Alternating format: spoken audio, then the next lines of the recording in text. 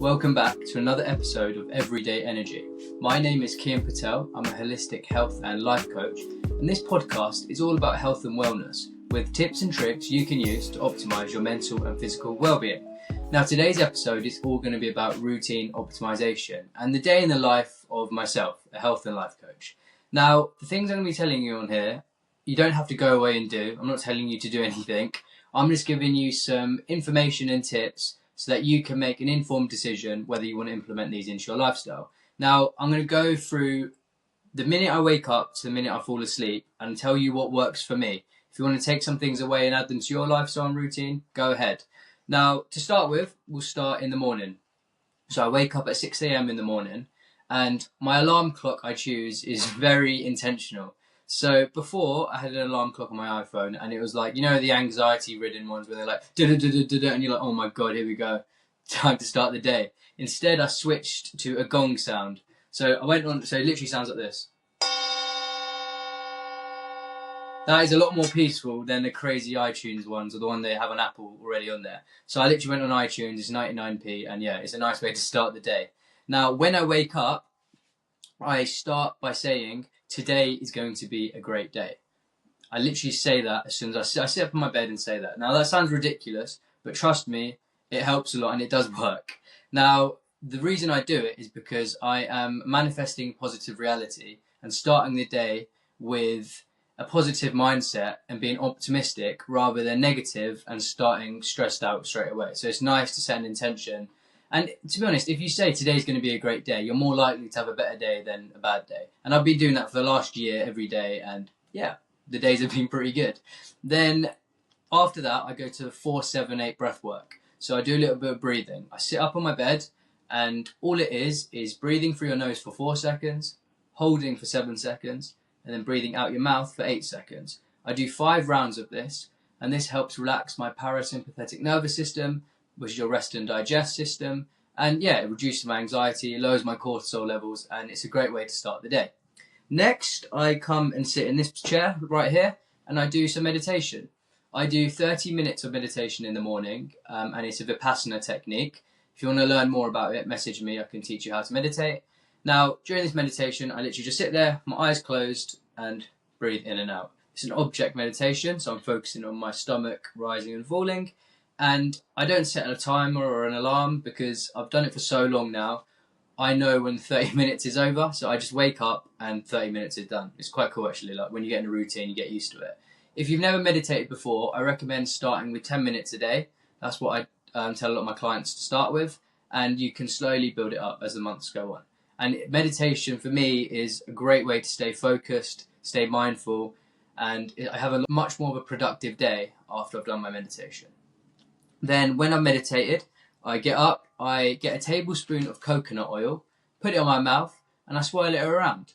Now, the reason for this is called oil pulling. And there's lots of benefits. It's an Ayurvedic method that they've used in India for centuries.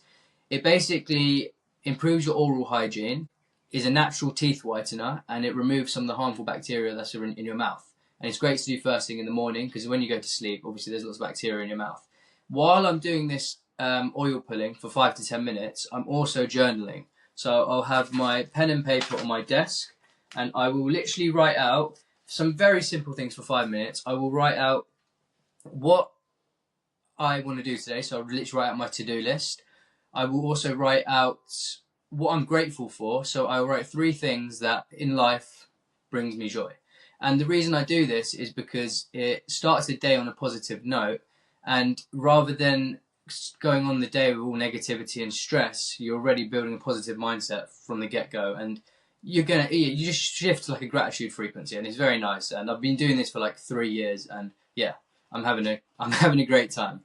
Then next, I do some stretching, and actually, while I'm doing my journaling, I also have a little dream diary where I write down all my dreams. Now, some of my dreams are ridiculous, and I don't think there's any meaning behind them. But a lot of my dreams have a pattern.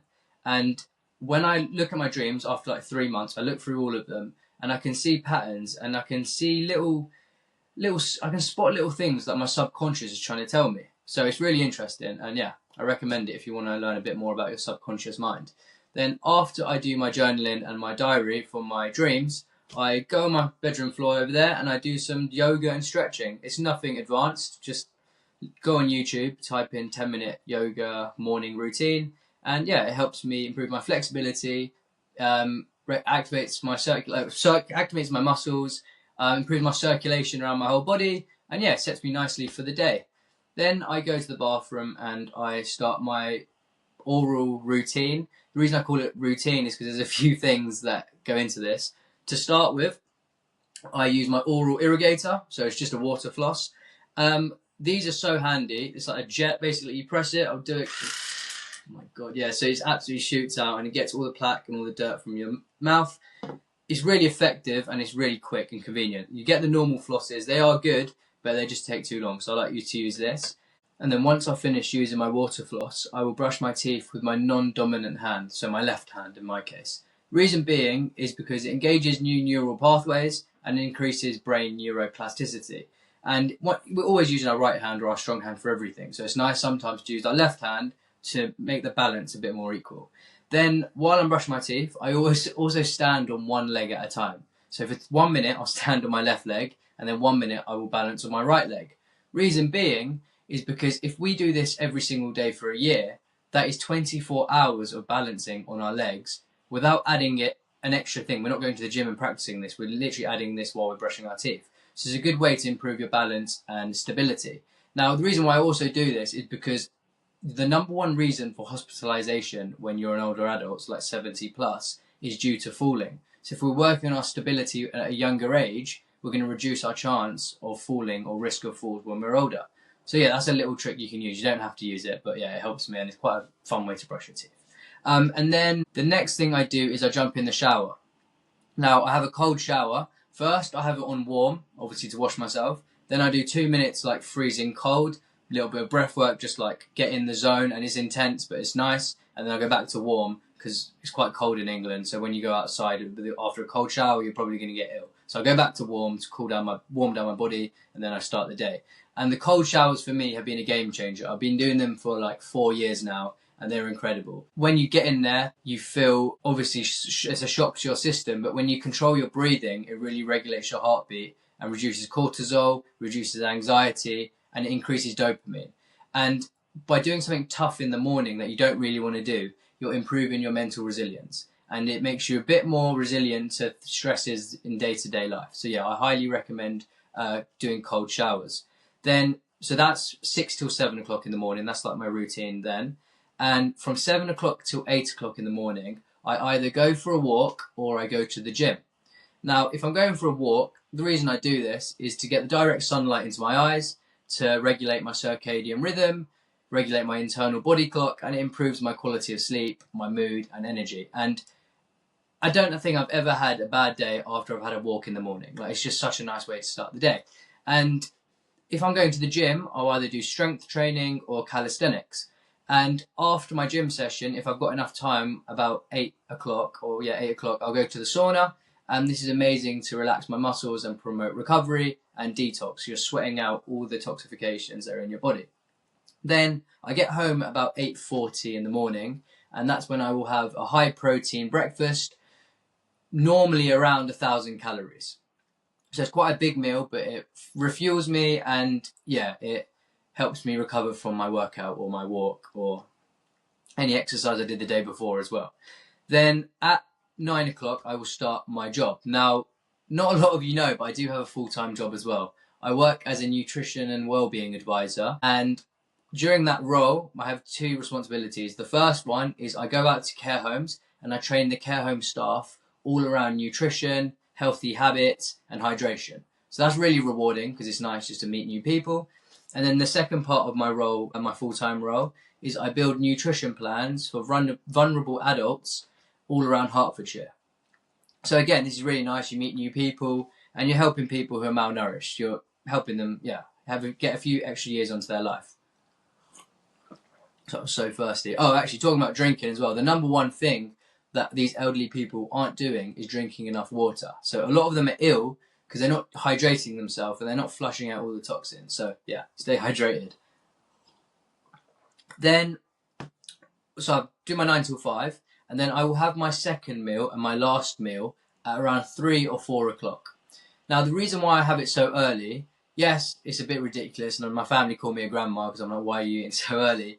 And obviously I do go out for dinner, and if I'm out socialising, I will eat later, but normally I try and stop, if I'm at home, I try and stop eating at 3 to 4 o'clock. Reason being is because it gives me enough time from the moment I finish eating to when I sleep to properly digest my food. I don't know about you, sometimes if I've had a massive meal at 9 o'clock at night, I will wake up feeling sluggish, I can feel my stomach's a bit dodgy, and I don't feel fresh. But if I've eaten quite early in the day before, I feel like I wake up a lot mentally sharper, and I'm a lot more productive, and I just feel better. Like I'm lighter, I just feel better. So that's why I do it. Now, my evening routine, it starts about 5 o'clock. So I finish my full-time job 9 till 5, and then 5 o'clock till about 8 o'clock, that's when I'm working on my business, so this health coaching business. Now, during this period, I either have coaching calls with clients, I either have content creation, so just making videos, recipes, or I'm filming podcast episodes like this one. And these are my favourite part of the day because I love podcasts because you can reach a lot of people and talk about things you're passionate about. Then this is when I start to wind down. At 8 o'clock, I put on my blue light blocking glasses, and yes, they look ridiculous, but they're very beneficial and they work well for me. At first, I was a bit skeptical about them. I was like, they're a bit gimmicky. Is it a fad? Does it really work? So I did a little experiment. About 6 months ago, I brought a Whoop band. They're the things that measure your sleep. And I tried a few days without the glasses on, so just sleeping normally. My sleep score was 82%. The minute or the day I put my glasses on, my sleep score went up to 98%. So it was a lot more restorative. And the reason why it helps a lot is because these glasses block out the stimulating blue lights. So you're signaling to your brain it's time to go to sleep. So all the lights on your screens, ceilings, your light bulbs, they're all keeping you up and they're telling your brain to stay awake. So if you block them out, you're signaling to your brain it's time to wind down, and you have a much better quality of sleep, and it's a lot more restorative. So that's a big thing for me that I use day to day, and I've done that for a while now, and it's helped. I feel a lot more refreshed when I wake up and a lot more energized. So yeah, I really enjoy using them. Then at about 9:30, I start to wind down. I have a herbal tea, so either a decaf green tea, obviously decaf because green tea contains caffeine, I don't want to be up. So decaf green tea or a chamomile tea, which is shown to improve your sleep. And I read a book. I'm not going to lie, my reading habit isn't the best. I take ages to finish one book, but today, or at the moment, I'm reading Awaken the Giant Within by Tony Robbins. Brilliant book about mindset, resilience, and productivity. So I read my book from about 9:30 till 10, but again, it's hit or miss. Some days I can't be bothered, but so we can't be perfect with everything. Like some things you have to, so you can't do everything. And then at 10 o'clock till 10:30, that's when I do my evening meditation of 30 minutes. So it's the same technique I did in the morning for 30 minutes at night. But it's the object, Vipassana meditation. Close your eyes, rising and falling of the stomach. And I'm not going to lie, since I started meditating at night, I've had much better sleeps and I feel way more energized when I wake up. Like about 4 years ago, I used to wake up feeling tired. And I'm sure a lot of you feel the same. You wake up and you're like, oh God, I need more sleep.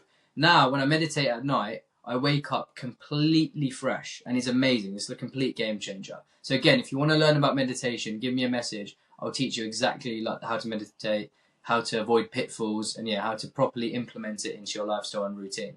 Then after I've done my meditation, I will get into bed and I will ask myself these 3 questions. Now, I'm not journaling, I'm internally answering these questions. So the first one is, what have I learned today? The second one is, what did I contribute or improve? And the third one is, what did I enjoy? Now, by asking these 3 questions before I go to sleep, it helps me end the day with gratitude, and it reduces my mental chatter, and it reduces my stress before I sleep. I'm just going to have a much better sleep if I've just been positive and focused on what went well that day. Now, yes, I've spoken about a lot of physical things that I've done throughout the day and actionable things you can take away. But a lot of the routine and my daily life is my internal and mental conversations that I'm having with myself and my intentions. So the 3 main things that I do throughout the day to help me have a lot more productive and focused day is staying present. So always being aware of what's going on. What am I feeling, hearing, touching? How do I feel internally? Because if you're constantly present and you're in tune with how you're feeling, you're going to be doing more things that you enjoy rather than things that you don't enjoy. The second thing is being equanimous. So I spoke about this in my silent retreat video. If you want to watch that, that's really good and it has a lot of actionable steps. So being equanimous means being calm, balanced and composed in stressful situations. And this, I don't need to explain that. It's just self-explanatory, but it helps a lot. And the third one is being mindful. So being mindful of what I say and what I think. We talk a lot, we say a lot of things, and we think a lot of things. So by staying very mindful and intentional about what I'm saying and thinking, I have a lot more positive day and I'm a lot less stressed out. Now, all these things, obviously there's a lot of things I spoke about, but even if you take one thing, so maybe that's meditation, journaling, or yoga, and you implement it into your lifestyle, hopefully you will see yourself becoming a lot more productive, energized, and focused. And for me, I've been doing this whole routine for about 2 years, like properly. And obviously you have days that you don't do everything. So some days I might miss doing yoga, or some days I will forget my evening meditation. And the idea is not to beat yourself up about it, but if you're doing them 9 out of 10, you're going to have a very productive life. And yeah, it's a lot more enjoyable and you do become a lot happier because routine leads to very significant changes in your life. That is everything. If you enjoyed this episode, follow on Spotify, or if you're watching on YouTube, like and subscribe, and share this with someone who you think it might help. Now, I'm excited to see you in the next episode. I'm going to have guests coming on very soon, so stay tuned, and yeah, have a lovely week.